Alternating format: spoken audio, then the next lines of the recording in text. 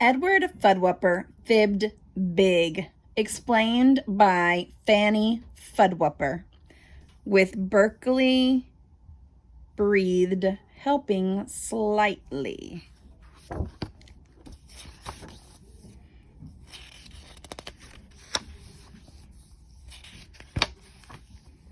From a long line of liars, there's none higher upper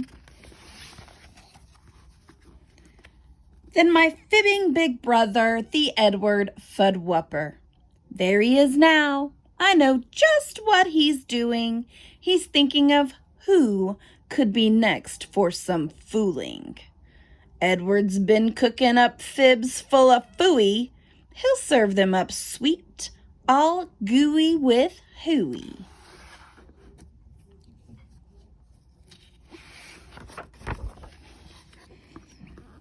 Last week, he fibbed big and told Mabel Dill, I've read you've been voted the Queen of Brazil. They want you to come. Bikinis bring 10. I think Mabel went. No one's seen her since then. We want Mabel Dill. Yes, he thought them up long, and he thought them up tall. But did he think much of me? No, not much, not at all. Like the time he fibbed big and told Ben and Dinky that I had been born by a poodle named Stinky. That wasn't so nice, but that fib I'd forgive, if only he liked me or noticed I live.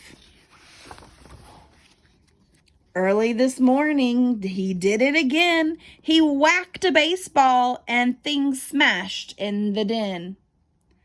Dad rushed on over and found Mom's cracked pig. Then Edward Fudwupper fibbed way, way too big.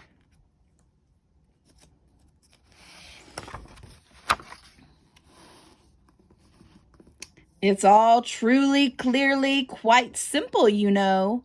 The whole thing was done by two pigs from Pluto.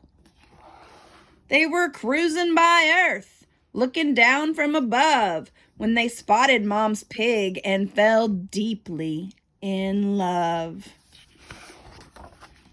So they dropped one pig here he just could not resist. That passionate porker insisted a kiss. But he leaned in too far and Mom's pig hit the ground. On Pluto, you see, they kiss sitting down. Then he left broken-hearted, upset and unseen, and his ship picked him up with a pig-lifting beam. And that's all. That's the truth, said Ed the fib slinger. The whole of fib history, a whopping humdinger. Then a yelp and a howl and a scream from nearby. Lorna May Loon had been listening outside. Mabel Dill, she cried loudly, has been missing for days. She must have been grabbed by those pig-lifting rays. She got to a phone and screamed loud and shrill, Space monster piggies have nabbed Mabel Dill. They're coming for me. They're coming for you. Send the army and air force and dog catcher too. Shh, shh, no, shh, shh. No, shh, shh, shh. And that's just what they did. They came for space pigs with planes and with tanks and with loud whirligigs. Oh, it was dreadful, a real world stopper, all from an Edward Fudwupper fat whopper. They pointed their loudspeaker dishes to space, and those generals roared till red in the face. Now listen out there. We'll shoot. Yes, we will. Come back here at once and bring Mabel Dill. Edward watched all of this for quite a long time, but people were staring at something behind. Oh, rats, Edward thought. How much more could there be? A face filled the sky from the hills to the sea. It did not look happy, nor pleasant, nor soft. In fact, that big thing looked somewhat ticked off. It was purple and green with an eye on its snoot.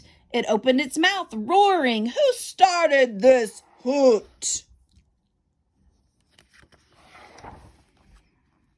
"I live quite close by, just 2 galaxies down, and I just cannot sleep with this fuss and this sound. I know nothing of pigs nor a lost Mabel Dill, so someone's been fibbing with slippery skill. Who is this gnat? Point out where he's at. Show him to me and I'll swat him down flat."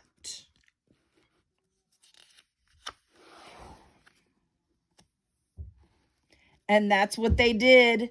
Each dad and each mother, they pointed right up at my shaking big brother. Edward dropped low. He was scared 10 times double. He fibbed way too big and was now in huge trouble. Then wait, what's that sound? A voice small and fine. Everyone stopped. Whose was it? It was mine. "Oh, please," I called out. "It's my fault, don't you see? I broke that blue pig. Edward's fib was for me. So, dear grumpy thing with 3 eyes in your head, see that it's me you should swat down instead." What could I do? Edward faced a big mess. I told a fat fib, yes, I'd learned from the best. I thought I'd be smooshed, smashed, squashed right on down, but that big face looked in with a smile, not a frown. "I think," he said firmly, "you both are big fibsters, but out where I live, we're not loved by our sisters. Mine, by the way, I have left all alone, and now I'll go back to her sleeping at home." He looked at me odd, kind of sad, kind of blue. "It sure would be nice to have one like you." Then he turned round his ship, and back home he drove her. And I turned to find Edward looking me over. He said not a thing as we walked back to Dad, where there he looked up and confessed, "I've been bad." So we taped and we glued and we fixed up Mom's pig, and we told Mom the truth that we'd fibbed fat and big. Our folks hugged us both and collected no fines, but we sat in timeout to pay for our crimes. Then Ed looked at me with a smile that was new and said, "It is nice to have one like you. 2 former fibsters, that Edward and me, but brother and sister we finally be." And if somebody knows where Mabel Dill went, please tell her from Edward that no harm was meant. Edward Fudwupper fibbed big.